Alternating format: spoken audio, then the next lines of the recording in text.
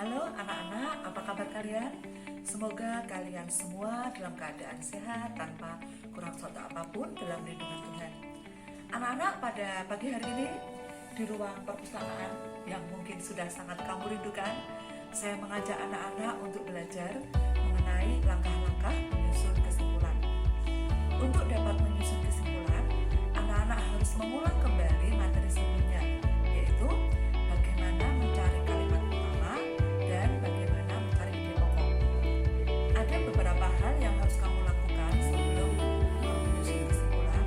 Yang pertama, pasti membaca terlebih dahulu bacaan yang akan kita simpulkan.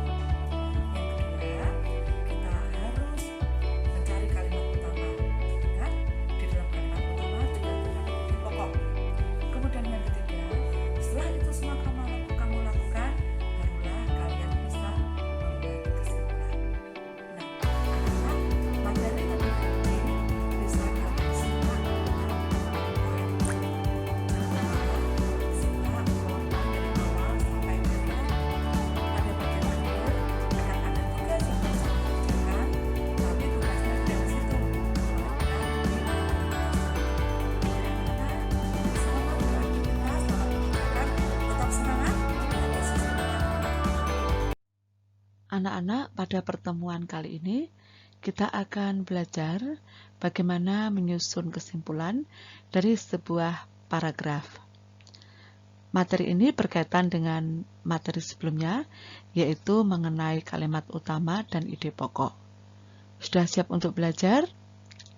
Mari kita lanjutkan.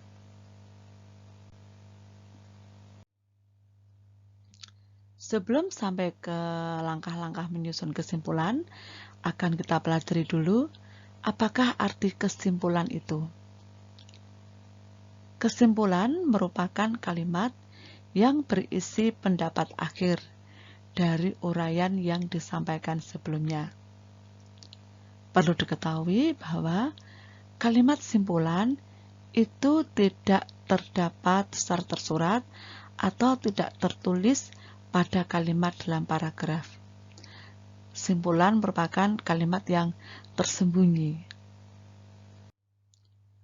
Anak-anak, menurut KBBI atau Kamus Besar Bahasa Indonesia, kesimpulan artinya yang pertama, ikhtisar atau ringkasan dari sebuah uraian, pidato, tulisan, dan sebagainya.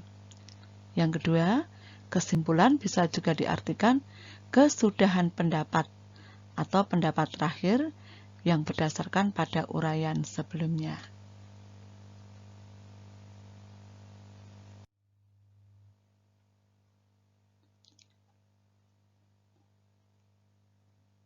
Sekarang, apa arti menyimpulkan? Menyimpulkan artinya mengikat hingga menjadi simpul. Simpul itu artinya tali. Kemudian bisa juga mengikhtisarkan atau menetapkan, menyarikan pendapat, dan sebagainya berdasarkan hal-hal yang diuraikan dalam karangan, pidato, dan sebagainya. Sebelum kita membuat kesimpulan dalam satu teks, ada langkah-langkah yang harus kita lakukan. Apa saja langkah-langkahnya? Yang pertama, membaca keseluruhan isi paragraf. Dibaca dengan cermat, jangan sampai ada yang terlewat. Tujuannya apa? Tujuannya untuk memahami isi bacaan. Setelah membaca isi paragraf, kemudian tentukan kalimat utamanya, yang di dalamnya terdapat ide pokok. Setelah itu, kemudian buatlah kesimpulan. Ada 4 cara untuk menentukan simpulan paragraf.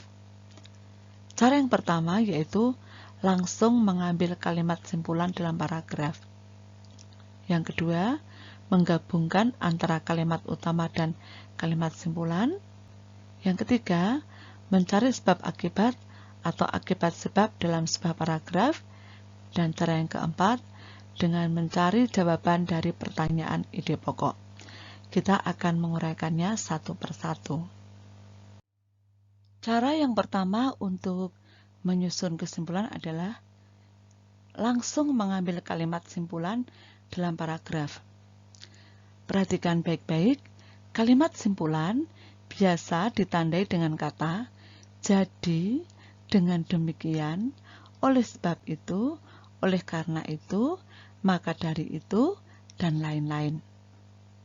Contoh, salah satu jenis buah-buahan adalah pepaya. Pepaya memiliki rasa manis dan harganya juga cukup murah. Selain itu, pepaya juga termasuk buah yang mudah ditemukan. Jadi tak heran kalau pepaya termasuk buah-buahan yang sering dikonsumsi. Setelah kita membaca, kita akan melihat kalimat simpulan. Perhatikan kalimat terakhir. Jadi, tak heran kalau pepaya termasuk buah-buahan yang sering dikonsumsi. Maka simpulan paragraf itu adalah pepaya termasuk jenis buah-buahan yang banyak dikonsumsi.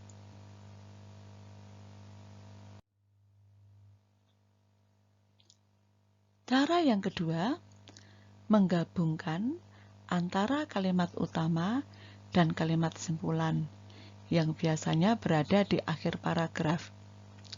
Contoh, peringatan proklamasi kemerdekaan RI selalu dirayakan dengan meriah.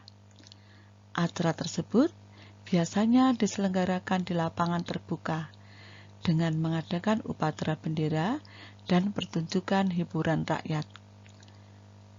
Banyak orang yang datang ke lapangan untuk merayakan bersama. Namun, kemeriahan acara tersebut tidak diimbangi dengan kesadaran para pengunjung untuk menjaga kebersihan lapangan. Akibatnya, banyak sampah yang tertinggal setelah perayaan tersebut. Kalau kita perhatikan, kalimat utama paragraf di atas terletak pada awal kalimat, yaitu peringatan proklamasi kemerdekaan RI selalu dirayakan dengan meriah. Kalimat simpulan berada di akhir paragraf, yakni akibatnya banyak sampah yang tertinggal setelah perayaan tersebut. Kemudian kalimat utama dan kalimat simpulan kita gabung menjadi kemeriahan acara peringatan proklamasi kemerdekaan RI mengakibatkan lingkungan kotor karena banyak sampah yang tertinggal. Nah, itu adalah cara yang kedua. Berikutnya cara yang ketiga. Cara yang ketiga dilakukan mencari sebab akibat atau akibat sebab dalam sebuah paragraf. Contoh,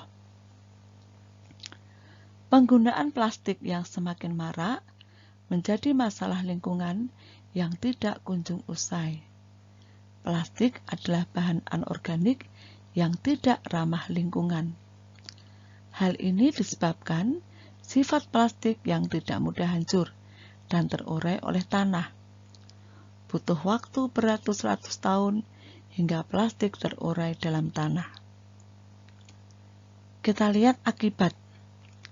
Akibat pada bacaan tersebut nampak pada kalimat penggunaan plastik yang semakin marak menjadi masalah lingkungan. Lalu sebab plastik sulit diuraikan oleh tanah. Lalu kalimat simpulannya, penggunaan plastik yang semakin marak menjadi masalah lingkungan karena limbah plastik sulit diuraikan oleh tanah. Cara menyusun kesimpulan yang keempat adalah mencari jawaban dari pertanyaan ide pokok.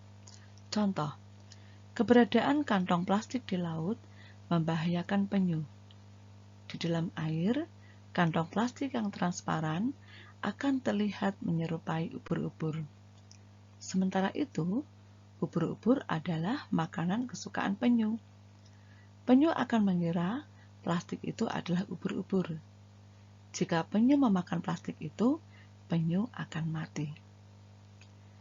Coba perhatikan baik-baik. Ide pokok paragraf di atas adalah kantong plastik membahayakan penyu. Lalu dari ide pokok itu, kita buat pertanyaan. Apa akibatnya kalau plastik dimakan penyu? Jawabannya tentunya, kalau plastik dimakan penyu, penyu akan mati. Kemudian dibuat kesimpulan dengan menjawab soal di atas, yaitu keberadaan plastik di laut membahayakan penyu, karena bila penyu memakan plastik, akan mati. Nah, anak-anak, sekarang kita lihat apa ciri-ciri kesimpulan yang baik. 1. Menggunakan bahasa yang baik dan benar, supaya mudah dipahami. 2. Berisi pokok pembicaraan dalam paragraf, artinya isi tidak melenceng dari isi paragraf. Yang ketiga, tidak berbelit-belit, karena kalau kalimatnya berbelit-belit, sulit untuk dipahami. Yang keempat, berupa fakta yang dibahas dalam paragraf dan jelas. Itulah ciri-ciri kesimpulan yang baik. Nah, setelah kita belajar, mari tiba saatnya untuk berlatih. Silakan anak-anak berlatih di Google Classroom. Kalau masih belum jelas, lihat videonya lagi. Atau boleh bertanya ke Bumar, ke Bu Dwi, atau ke siapapun yang membimbing kamu belajar.